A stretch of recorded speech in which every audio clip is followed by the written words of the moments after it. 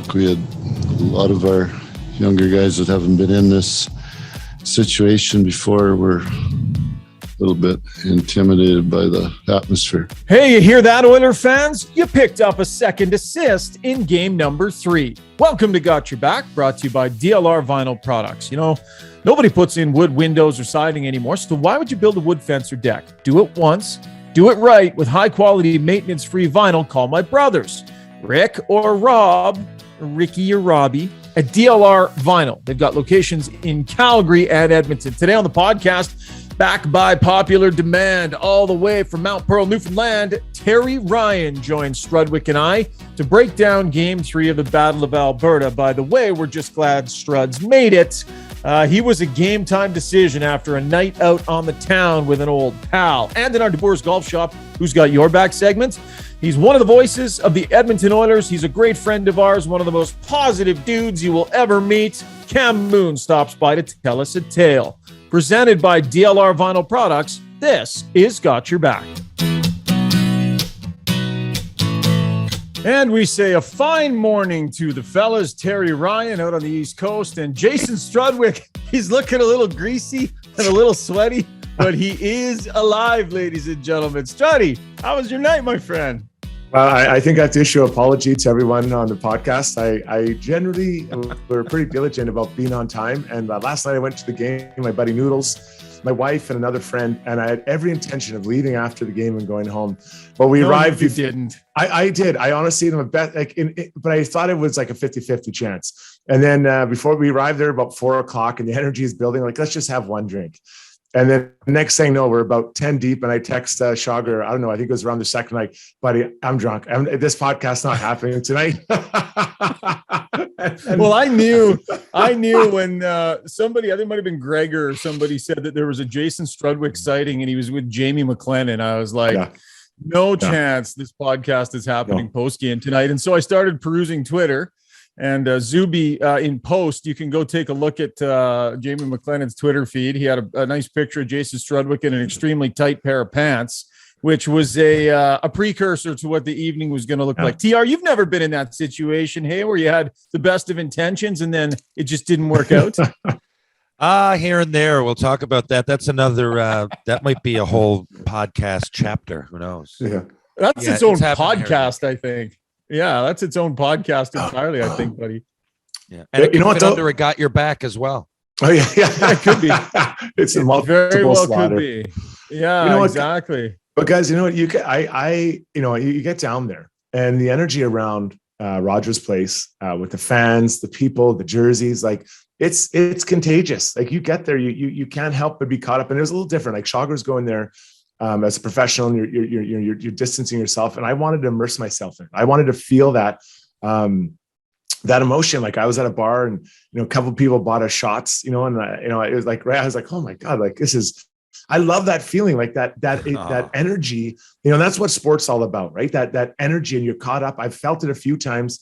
At different sporting events, like one was at the 100-meter race here when they had the World Track and Field Championships, and you get caught up in that emotion, right? And the energy is great, and it was a different experience going there, guys, as strictly a fan, like to watch a sporting event with friends, my wife, accompanied by I think his name was what's that guy's name again?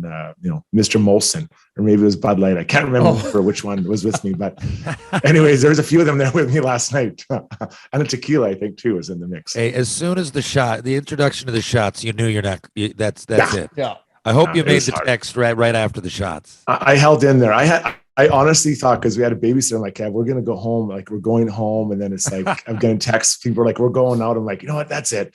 Schauger, I'm drunk. I'm out. It was very clear. Zuby, I don't think Zuby even texted us. I think he's like, this guy's an idiot. No, he knew. He knew. Because I texted him the Jamie McLennan tweet, and he was like, yeah, this isn't happening. Struds, maybe you need the giant hydration barrel this morning, buddy. I'll send one of these your way for... No, I'm gonna need something. But anyways, just as far as that energy was so great around that building, and before and after. Obviously, it helps with the win, guys. But just the off the ice stuff was. I haven't seen anything like that. I don't remember ever seeing anything like that.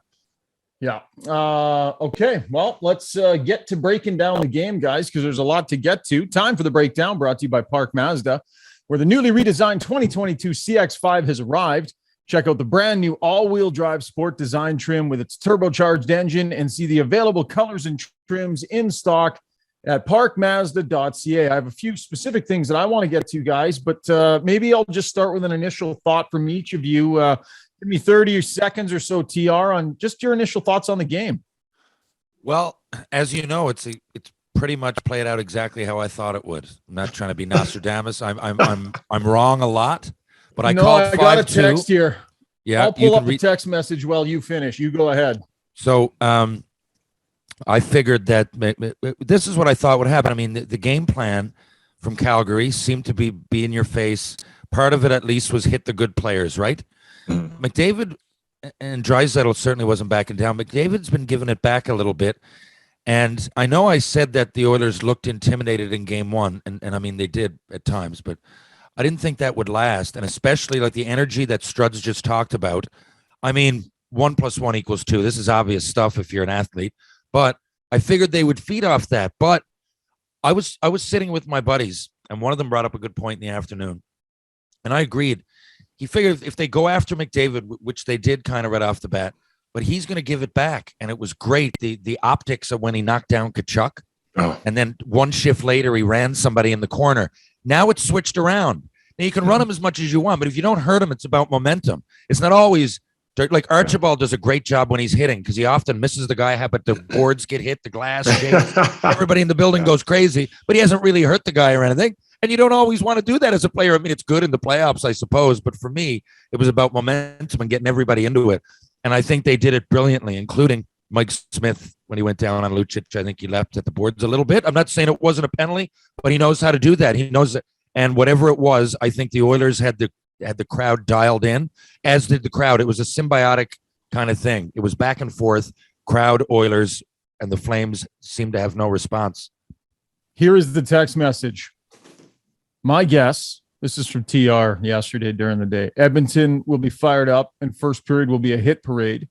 And McDavid and Draisaitl both 3-point nights, 5-2 Oilers. So the McDavid and Draisaitl 3-point nights, I'm not going to give you much credit for that. That's like saying, that's like predicting Struds wasn't going to make the podcast when we knew he was out with news. That was an easy one. But your read on the game was pretty rock solid. Now I'll give you full credit for calling that one, TR. Struddy, where do you start? Well, I mean, we can obviously talk about 97's brilliance, and I think that'll be well documented. But I think it's a disservice to the other players to suggest that they're not also contributing. It takes 3-4 lines to get it done, and the D-men. And so let's just take out that top line. They were incredible last night.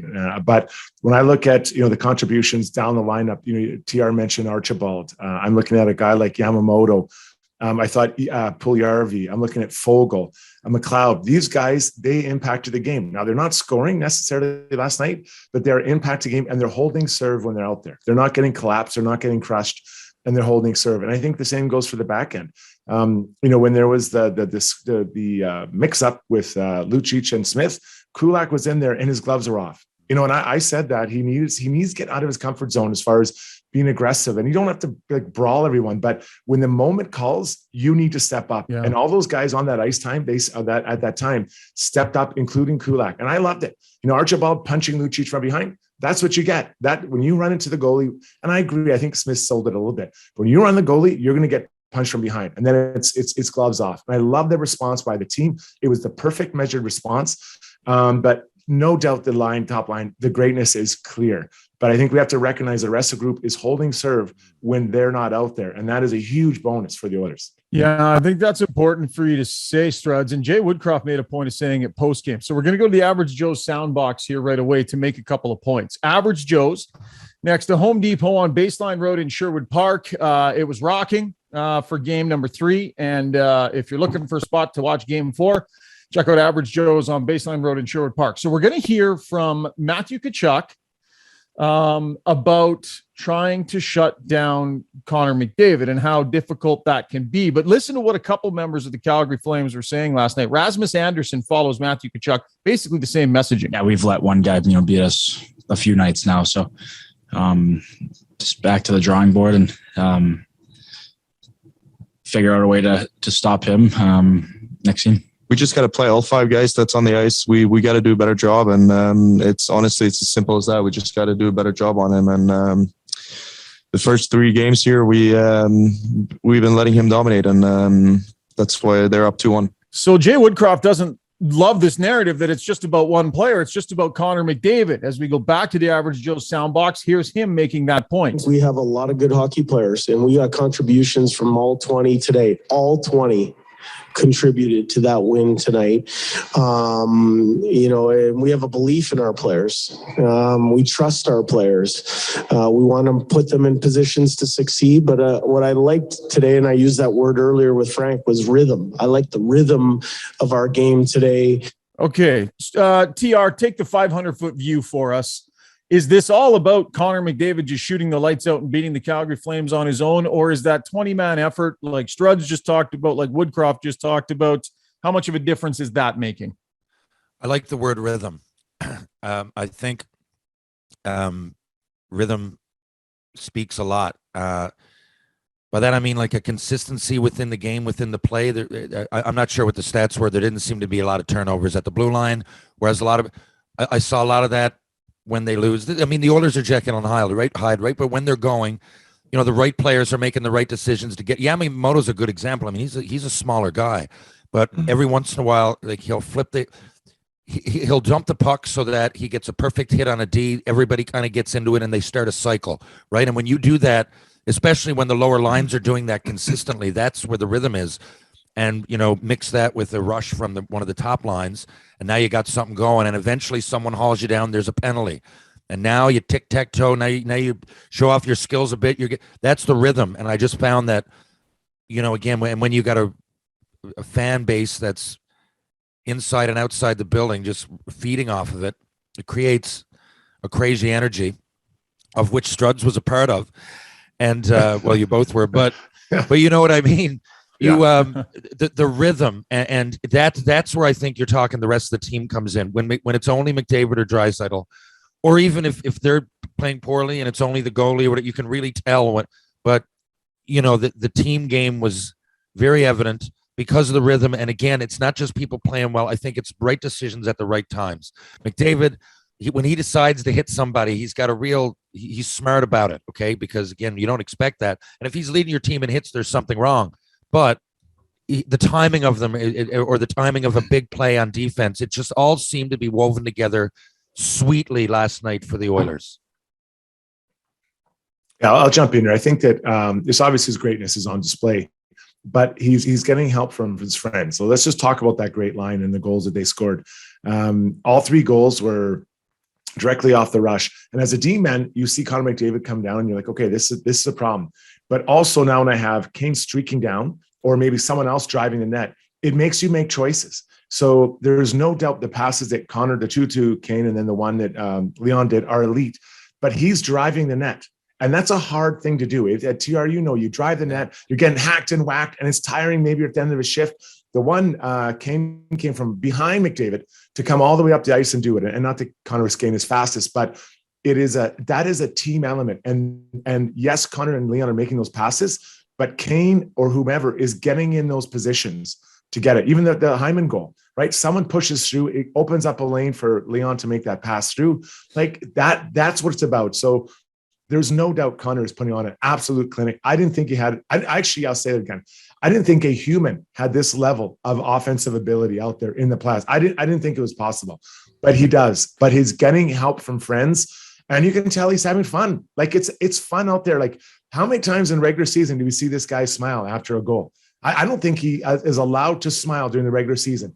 He's smiling at that hat trick with Kane. He's having fun. He knows his buddies are helping him. He knows the rest of the team is getting done. And it's not that Connor all about Connor, but he is the captain. And when he's having fun, everybody's having fun. So it sure is about Connor. And I get the Flames are worried about him, but there's other guys that are making his job easier or facilitating his job, which is just great for Connor and for the whole team. Yeah. Let's talk about Evander Kane for a minute here. Another hat trick.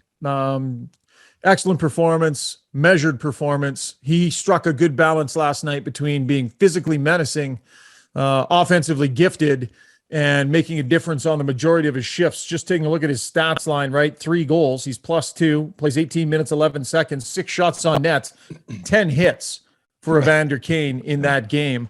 And a natural hat trick at a point in the game where it was still very much in the balance. And just an incredibly impressive performance from Evander Kane last night, TR.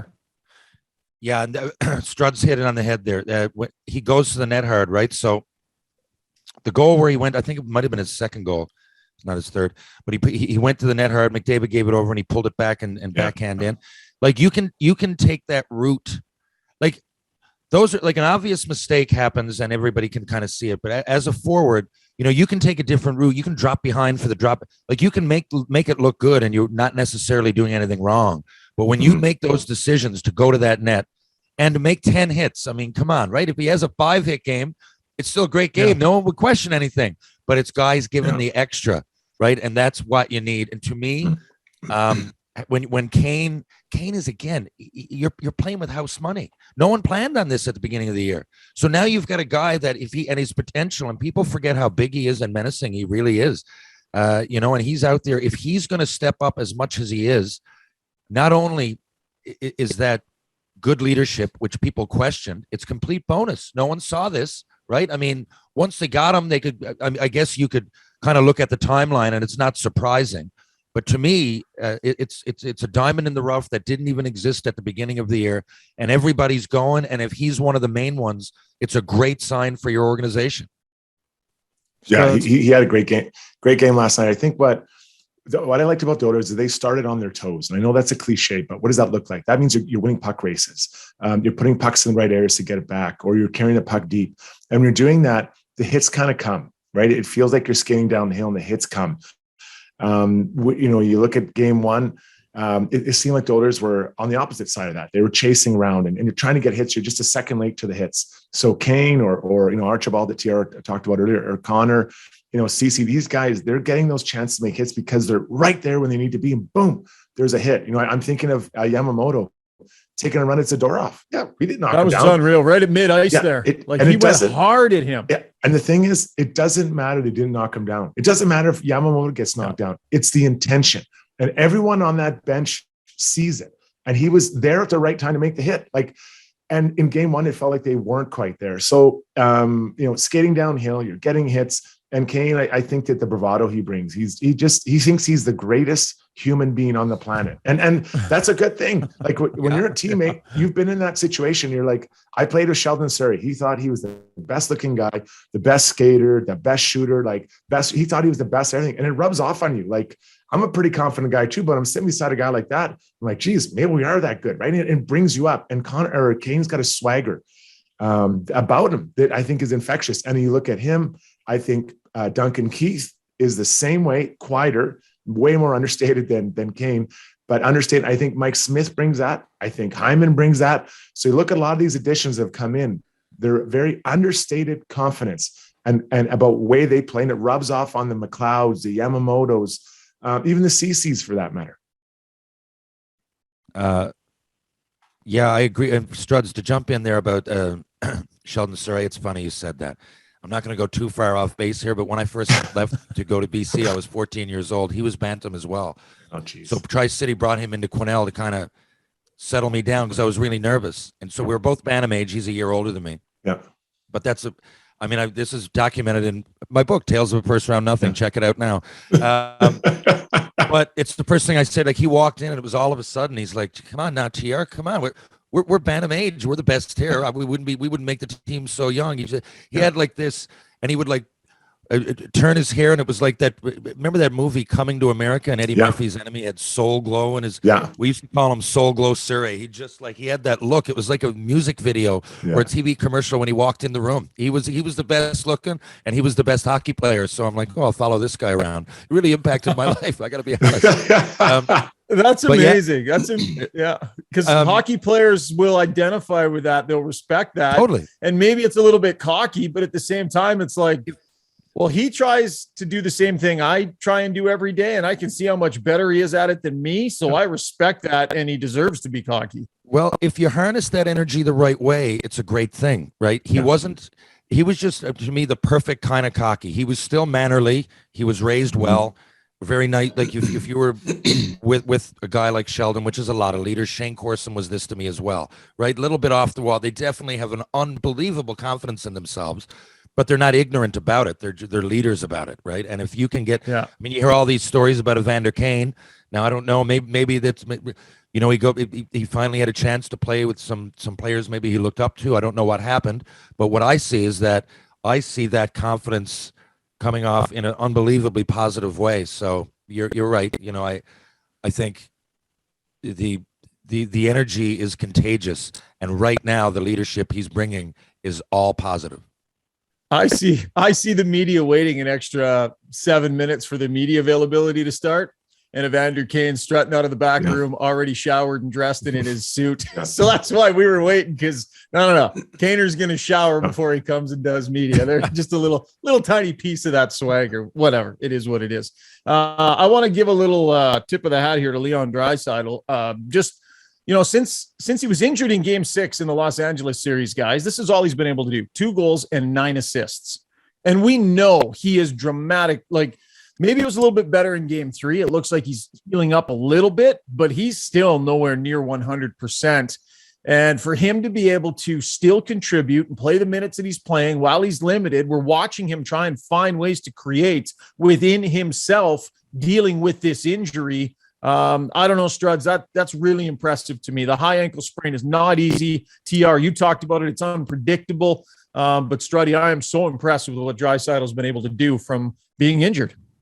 Yeah, no, I thought he's moving a lot better last night. I think that but that doesn't mean it's a straight line up. It's not like it's healing, right? This isn't a pimple that's going to heal overnight. This is going to be with him, I think, until next training camp, even longer. It takes a long time to heal.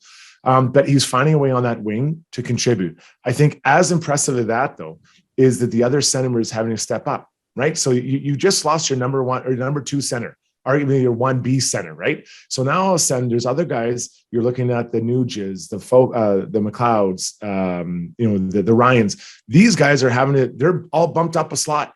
You know, Nuge was a 3rd-line center. Now all of a sudden he's a 2nd-line center. And I think this goes back to that team game. I think we're doing a disservice to the players when we only identify that top line, because they need support underneath. And I think that's been one thing that has been beat up many times by media saying, well, this is a 1-line team or it's a 2-player team.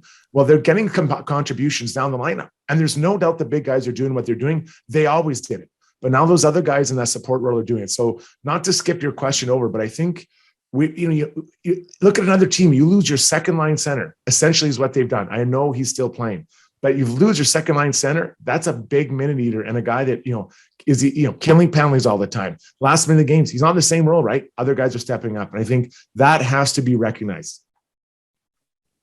I think all these things are contributing. You know how any winning team that goes through the playoffs, there's usually storylines that you kind of feed off of. I think there's a few. Everything we've kind of talked about so far, there are storylines, and one we haven't even talked about is Mike Smith. Let's be honest here. And for me, what I'm going to point out about the game that he showed here he is being a leader, okay? But I thought like he was the 6th defenseman a lot. I mean, he turned it over, and I was the first to crap all over him. I really was, and I still think that was an irresponsible. I believe your terminology. Yeah. I believe your terminology was this guy's like a water buffalo on the first day of frost. If I remember. Well, I then. And sometimes I do think that about Mike Smith, and that would be correct. I do think that, but it might have been a bit harsh. Looking for the comedy bone there, but really, sometimes I think he can blow it for you. But it's not only the saves. I mean, I know he made a lot of saves, obviously, a lot of good ones, but he really made some good plays with the puck. I should point that out, because when players, right, when all those players, we've been pumping the way that they've been playing, but. It's easier to do when you're really confident in your goalie. You take more chances.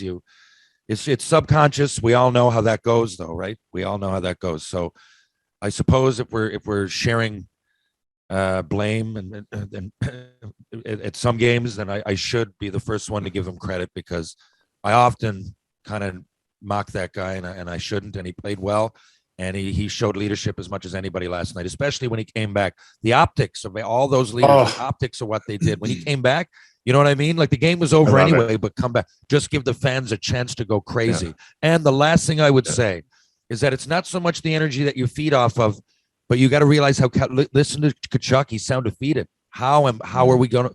Well, we got to figure out a way to stop him. Yeah. He said that we got to figure out, giving the ultimate credit. We can't stop him and him. And then, knowing that the rest of the players are, like you said, contributing as much as anything. But to me, that spoke volumes. They sound defeated. They're sending people out. It was obvious in LA. What are they going to do? Jano's going to Jano. But this is the team. They're sending out first line against first line at times. And no one can stop not only him, but the rest of the team. But to me, Calgary sounded completely deflated. And this is a big game coming up. It's either 2-2 or 3-1. And that's as curious to me. Their sense of defeat is as curious to me as everything else. Struds, chime in there on Mike Smith, and we'll look ahead in a minute. I mean, you were in the crowd. You saw that moment when he came back out onto the ice. Boy, that was something. Yeah, you know what? There's moments in that build energy for an organization, and to me that you start with first the incident with Lucic and the way the players reacted. Everybody was in there. Gloves were off of guys that you don't expect to take their gloves off. I love that. I love that response. Lucic gets a 5. I whether it's a 5 or not doesn't really matter. Smith's forced to leave, and Mikko comes in. That's a hard position. If they get a goal or two quick, all of a sudden you're nervous. He was fine. He's out. The team, I think, battled for him.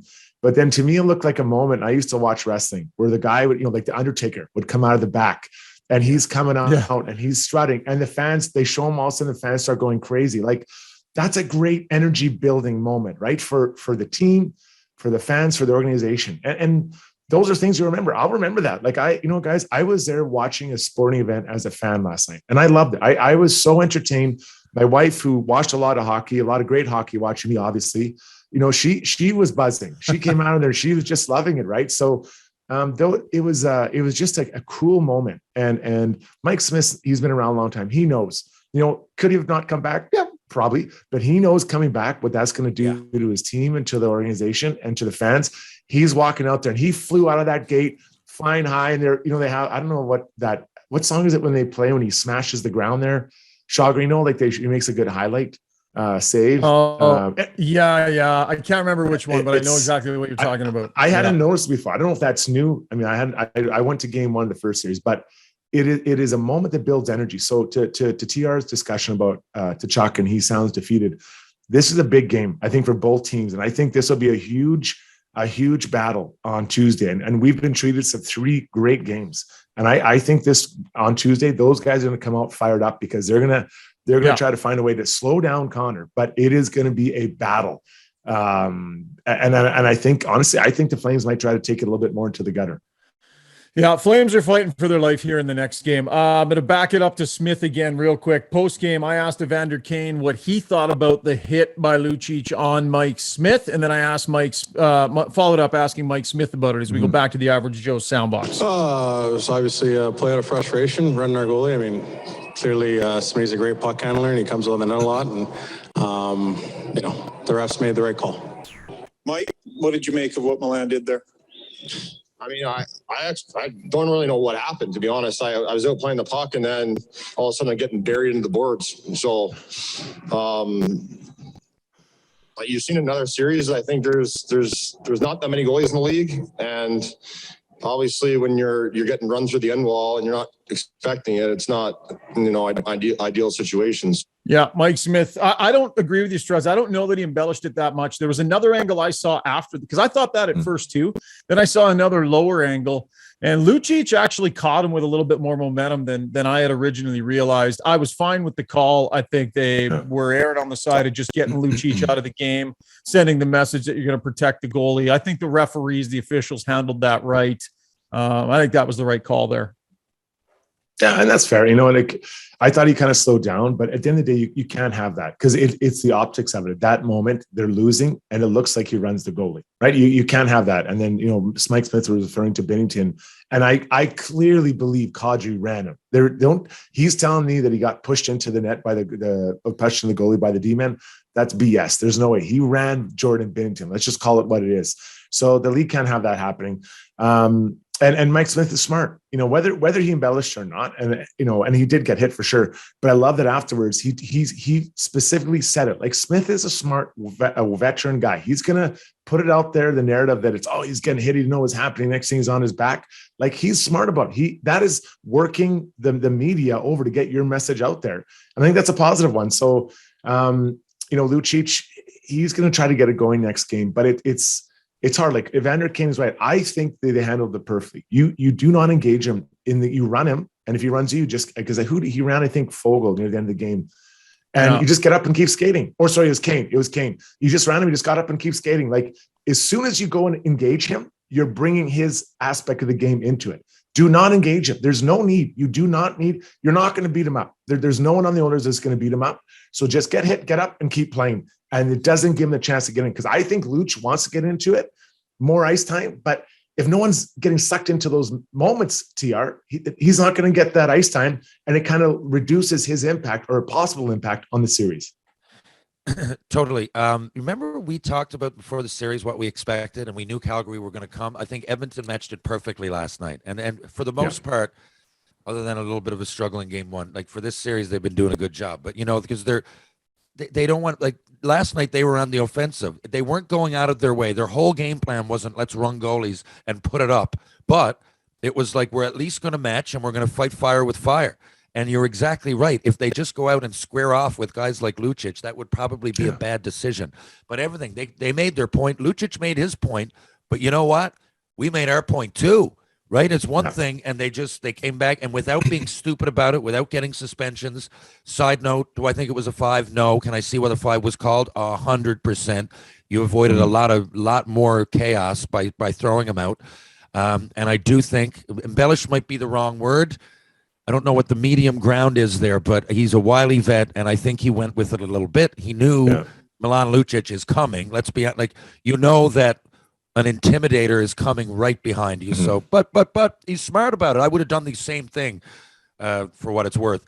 Yeah. So, but anyway, I think the Oilers are matching that physical. I think that's why Tkachuk and company, I didn't hear everything post-game, sound defeated, because I think that at least that part we thought was going to be handled by Calgary. At least that part. But not only the Oilers coming with their fast game that they usually bring, the speed and the good plays, but they're matching it with the physicality, and they're some games out hitting. And I don't think anybody saw that, including me. Yeah. Just a quick point. I got a bunch of texts from people last night. Should someone go fight Lucic next game? No.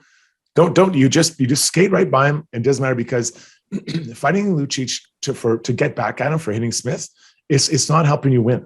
Right now, it's all about the wins, and it does not help you at all. There needs to be no. I wouldn't even talk about it. I'd just be like, yeah, okay, great, we just won the game. Can we move on, right? And luckily, Smith is healthy, but you cannot invite, because you fight him and you get your ass kicked. Also, now it turns the dial. Just skate by him. If he asks you to fight, if you're casting, you're like, no, I'm good. I'm just going to keep playing. Yeah, and I mean, the Oilers made the point that, Evander Kane made the point that, I'm not being disrespectful to Lucic here, but when you look at the players that the Calgary Flames have, I believe the Oilers want Milan Lucic on the ice. Of course. I believe they want him to be on the ice, and, trading a player off for 5 minutes, certainly it's got to be the right player, but I don't think there should be an expectation for Cassian to do that. Back to the Average Joe Soundbox. Here's Daryl Sutter on Lucic. They called it charging, correct? Could you imagine if Lucic did charge? What would have happened there? He actually tried to slow it down a little bit, I think.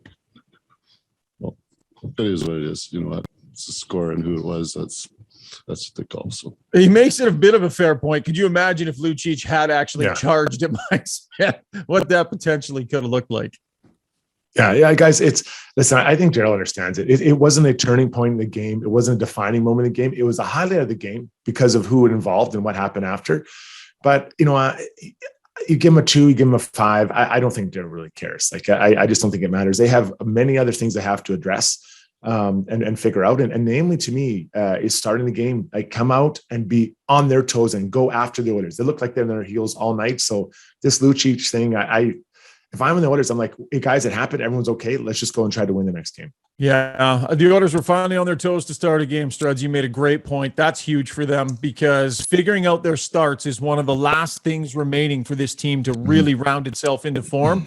And for them to come out and have the start they did in that game, I just think that's really, really meaningful. All right, that was the breakdown. Brought to you by Park Mazda, your dealer for life in Sherwood Park off Y Road. Visit parkmazda.ca. Before we let you guys go, TR, I got to check in with you. It's been a week or so since Shoresy came out. I've watched all of them, and man, that 4th episode was off the charts good.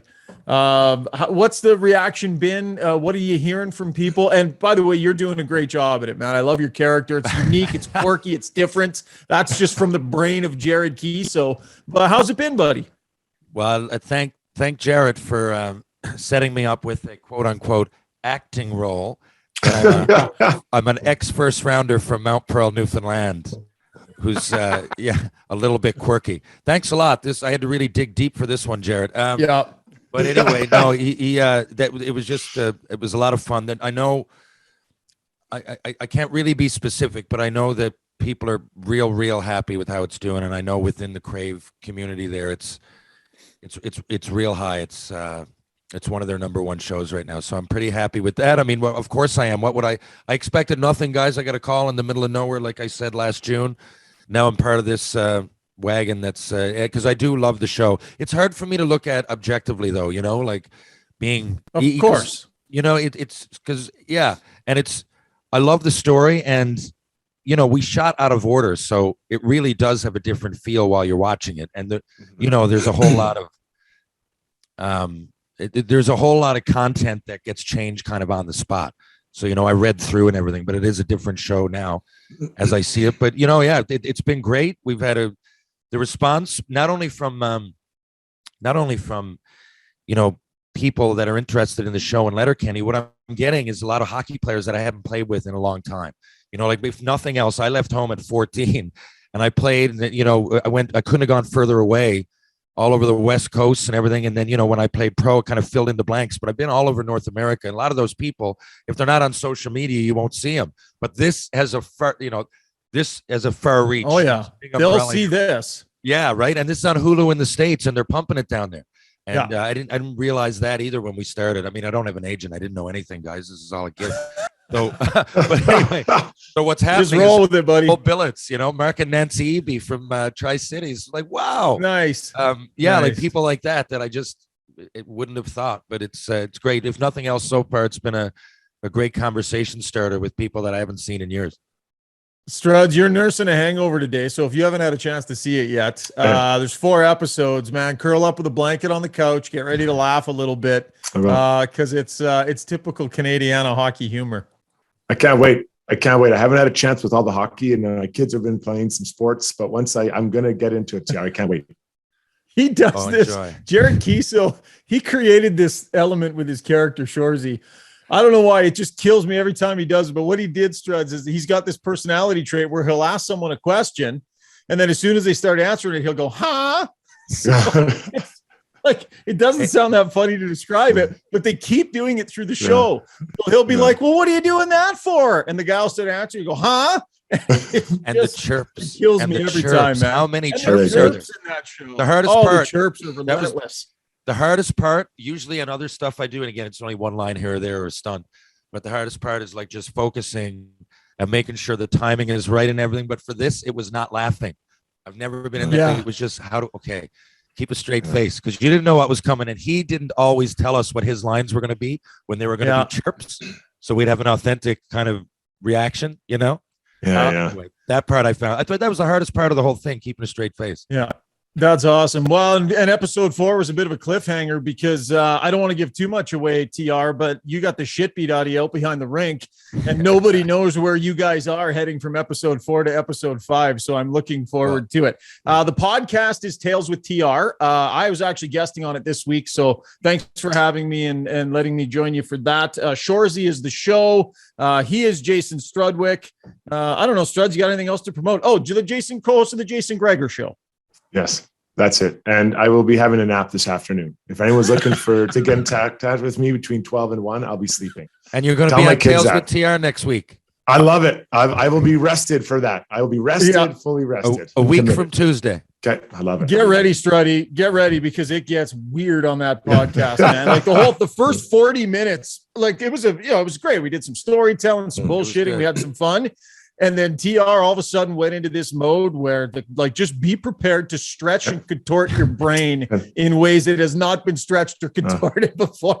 Like only TR can make you do. Guys, this was so much fun. Thank you so much. We'll what's coming up? Game 4. Maybe we'll try and check in after game 4. We'll see if we can get Struddy on the wagon here and see if we can get him squared away. We'll get it out before noon after game 4, unlike what we'll be able to do here today. Thanks, boys. Thanks for having me once again. Talk soon. Good times.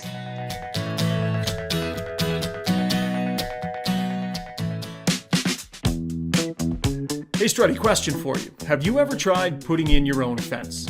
I sure have. Between digging the posts, mixing up cement and digging the holes, it's absolute killer. It's brutal on the back. Well, listen, what if I told you you could put in a fence without having to dig a hole or mix any concrete?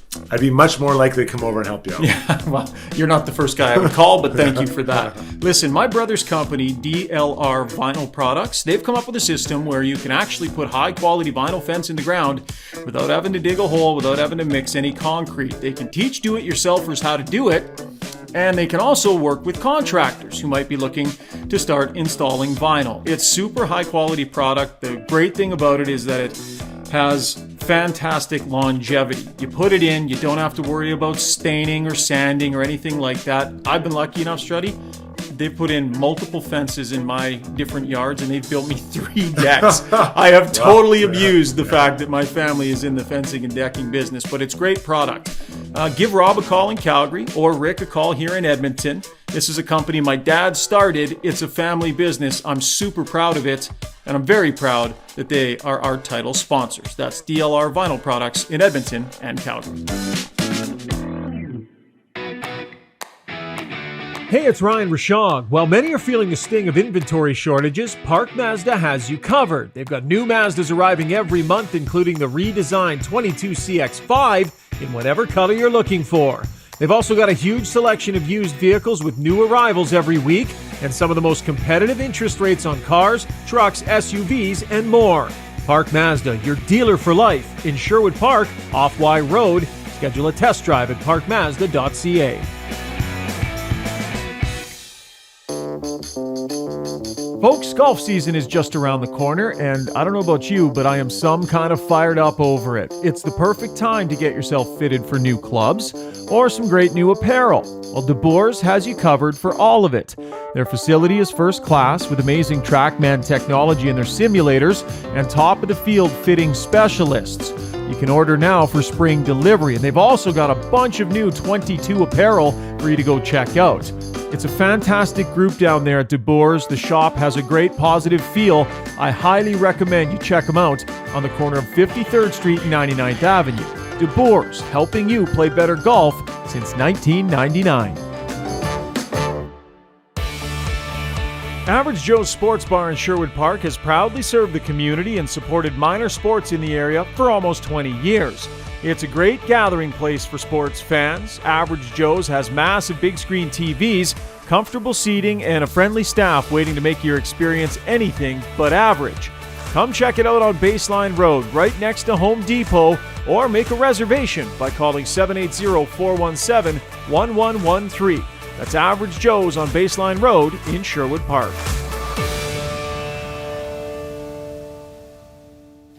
All right, time now for Who's Got Your Back, brought to you by DeBoers Golf Shop and Fitting Center, helping you play better golf Your local golf shop for the last 23 years. I was at the game last night and I see this guy in an Oiler jersey. Pretty sure his face was painted too.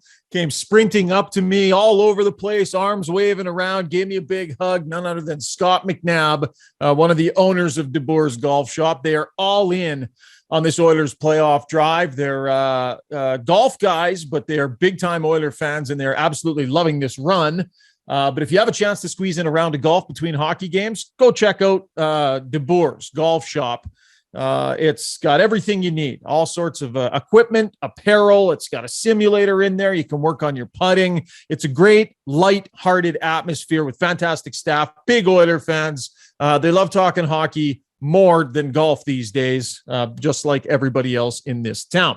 Okay, our guest today technically works for the competition down the radio dial here in Edmonton, although he's kind of an Oiler employee as well, but he's such a good dude that we're willing to kind of cast those bipartisan or those partisan allegiances aside. I really wanted to have him on the podcast, and I'm glad that we got him. You know, those people out there that are just, they're so uber positive that when you're around them, you just feel good. It just feels good to have these people around. They walk into a room and you're like, yep, just feels good to have this person, because you know that they're going to have positive energy and positive things to say. That is Cam Moon. He is one of the two voices that you will hear calling Oiler games on 630 Ched. Of course, our good friend Jack Michaels is the other. But Cam Moon was brought in, has done a whole bunch of games over the last couple of seasons after a couple of decades in Red Deer calling games for the Red Deer Rebels. He's got all kinds of experience. He's fantastic at his craft. He is an awesome dude, and we are so happy that Cam Moon was able to join us for Who's Got Your Back, presented by De Boer's.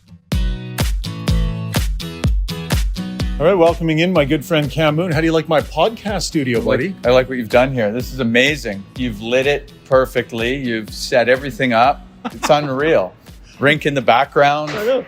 For people who aren't watching, who are just listening, we're in the Saddle Dome here getting set for game number 2 tonight. And for that reason, we're not really going to talk a lot of hockey. No.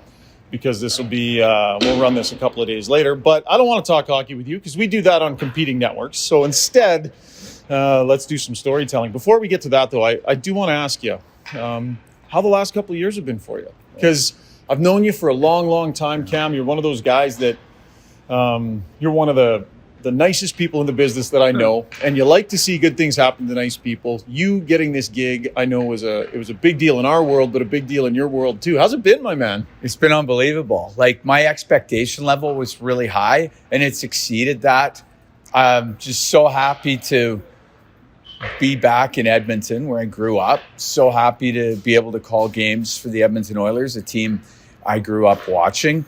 All those things. It's been amazing. Like, it's honestly, like, I feel like at some point somebody's just going to lean over and say, okay, that's enough. It's over. It's not happening, buddy. You know what I mean? You're here now. Okay, and I don't want to go. Like, I want to be completely ensconced within the fabric. But yeah, it's been amazing. It's been so much fun. I can't believe it. And every day has been outstanding. You and Staff are a real nice team. How's that working with Bobby? Well, it's been great because we've known each other for a very long time. So we go back like 30 years at least. So lots of history there, lots of fun, lots of laughs. It's been great. You guys complement each other really well. Jack does a great job on the radio and on the TV.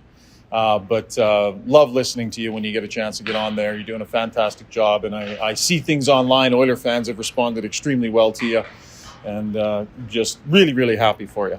Awesome. Yeah, I'm living and dying it. Like, when the game's on, I'm all in on that game. And then when it's over, I'm like completely exhausted. What do you look like after a game? You just crater? Like, I'm done. Like Luke after he uses the Force for too long, it just sort of buckles. That's Star Wars reference there. That's exactly it. Like, I'm totally done. And like, how Bob Ridley did all those years of driving the bus after calling games in Medicine Hat, I don't know. Because when the game's over, I got nothing left. People don't know how much you live and breathe hockey, though. Like, in your day-to-day, every aspect, like, you are all in on this sport and all aspects of it, junior, NHL, everything. Well, it's all I've ever done. Like, how many years in Red Deer? 22. 22 years calling games in Red Deer. I did 3 years in Nanaimo before that in the BCJ.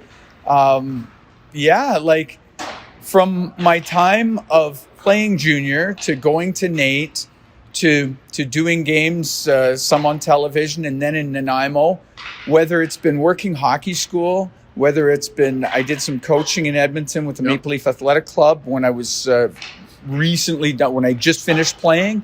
I was a goalie coach in Nanaimo for 2 to 3 years. I was there with the Clippers. Man, you've done a lot. Yeah, like it's been a life journey within the game. And yeah, some of it's been broadcasting or teaching or coaching or whatever it is. That's it. And I like going to games. Like this year, I probably went to 8 or 9 Oil King games. Yeah. Probably 7 or 8 U of A Bears games. Yeah. I will go to more Oil King playoff games as they continue to progress. I love it. I just love it. It shows. It shows. You know what I am going to do, though, for fun? Okay. Actually, no, we'll do this after. So I want to get your story first. But we're going to do some prognosticating so that when this airs in the future, that'll be the receipts for how much, how good we actually are. We'll do that in a couple of minutes. But here on the podcast, as you know, it's called Got Your Back. We love getting stories from people about a time in their life where somebody came through for them. So when I put that question to you, Cameron Moon, who had your back along the way? Okay, so here's my story, and I'm going to tie it back in to your network. Oh, okay, very good. So there you go. We like that. I figured you might. So I'd finished playing junior. I had gone to Nate. You were a goalie. Yes. I finished. Good goalie. No.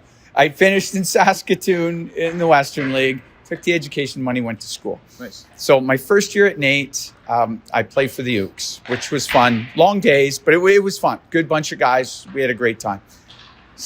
After the end of that year, you know what? It's all coming in now. Yeah. Let her roll, buddy. Okay. This is your safe space. Okay, yeah, so they say. Yeah.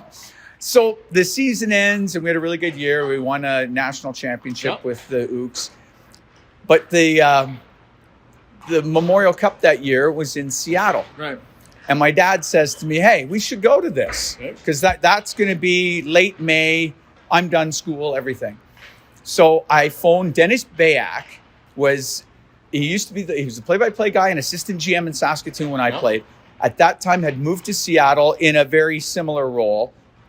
But he was instrumental in the hosting of the Memorial Cup in '89 in Saskatoon. So Seattle wanted him in '92 to do a similar type thing because he did such a good job. And as you know, Dennis is a quality and amazing individual. Just congratulations on a great career. Just finishing up New York with the Winnipeg Jets on your network. So I phone up Dennis, and he's like, "Yeah, Mooner, hook me up because I want to buy some tickets. Needed a hotel, so hooks me up. We go down there. My dad and I go. We have a great time, watching hockey every day and seeing people from Kamloops because, of course, the Blazers were there. And I had friends on the Blazers, so I did want to go see them play. I had friends on the Seattle Thunderbirds as well because now I'm only a year removed from the league. So the thing ends. Kamloops wins. I'm so excited that Kamloops won. Zach Boyer scores with whatever. It was like a handful of seconds left in the third period to win it over Sault Ste. Marie. So I'm waiting around with Rob Lawlisher's parents to see Rob after the game. And I played with him in Saskatoon. He got traded to Kamloops as a 20-year-old that year and was part of that Blazers club. So as I'm there, standing around with my dad and Rob's parents, waiting for Rob to come out, the TSN crew walks by. Of course, they were broadcasting Memorial Cup then. And Paul Romanuk walks by and says, "Hey, Mooner, how you doing?" And I had kept in contact with them because they had broadcasted games when I was playing. And most of the guys didn't really offer up much to those because they would come in, they'd do one game, and the guys were just not comfortable. Well, I would chat those guys up like there was no tomorrow. And Bob McKenzie was doing color then, and I was like, just my regular whatever. And we had kept in contact a little, and I told him I wanted to go to Nate, take radio and television arts, get into the business. He says, "Boy, that's funny that you're here." I go, "What?"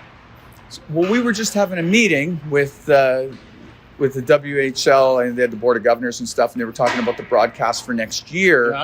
Bob McKenzie doesn't want to do color out west because he's so busy. We thought, hey, let's get a guy that just played in the league. You're going to school at Nate. That's amazing. Yeah. She goes, so I kind of threw your name in there. And at that time, Rick Brodsky was the owner of the Blades. Yeah.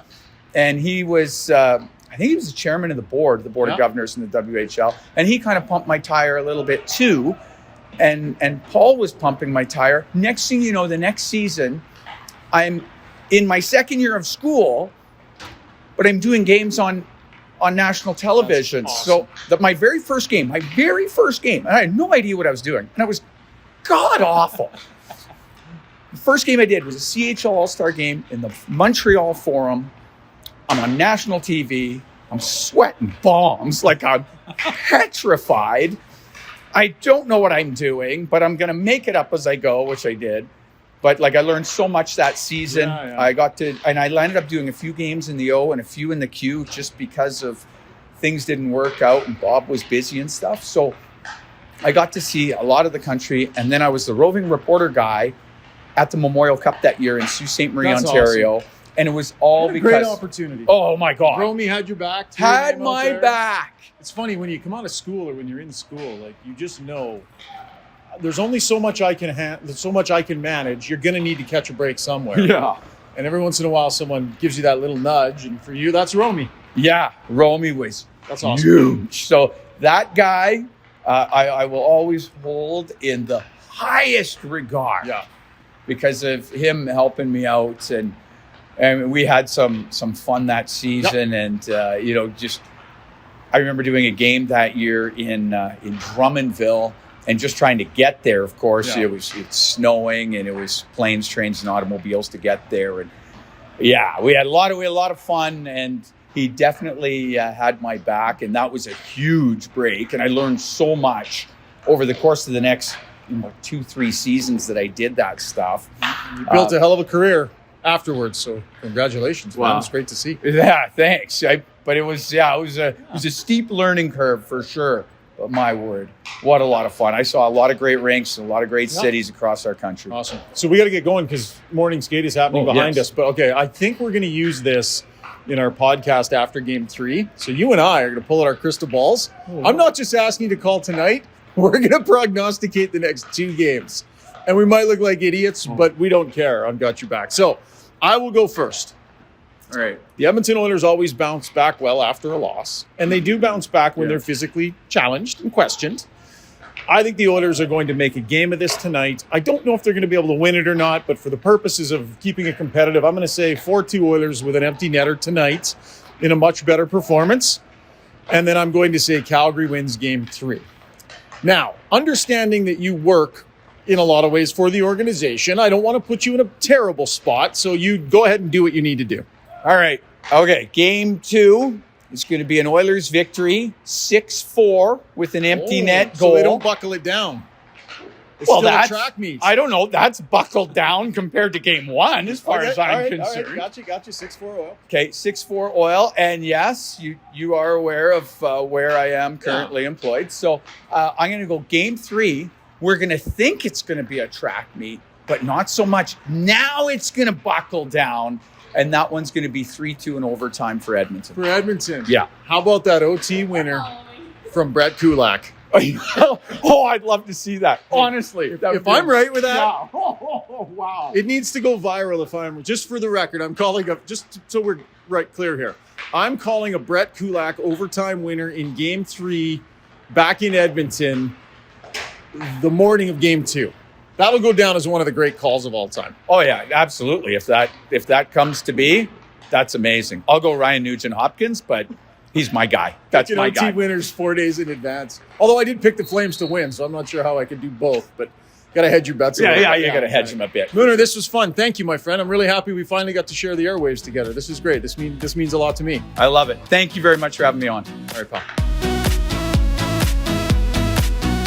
Always great to hear from Cam Moon. We didn't do too bad on those predictions, I have to say, although Mooner did better than I did. So we both nailed game 2, a 2-goal Oiler victory, though I think we both called empty netters. And of course, he got the better of me in game 3, predicting overtime. Neither of us making the call that the Oilers would be so dominant over the Flames really in either of those games. So thanks so much, Cam Moon. And a reminder, folks, we want to hear your stories as well. If there was a time in your life where you were down and out or just having a rough time, can be big, can be small, can be heavy, can be light, and somebody had your back, well, those are the stories that we want to tell here on the podcast. So send us an email to our Average Joe's inbox, gybpod@gmail.com. That is gybpod@gmail.com. And you can be part of Who's Got Your Back.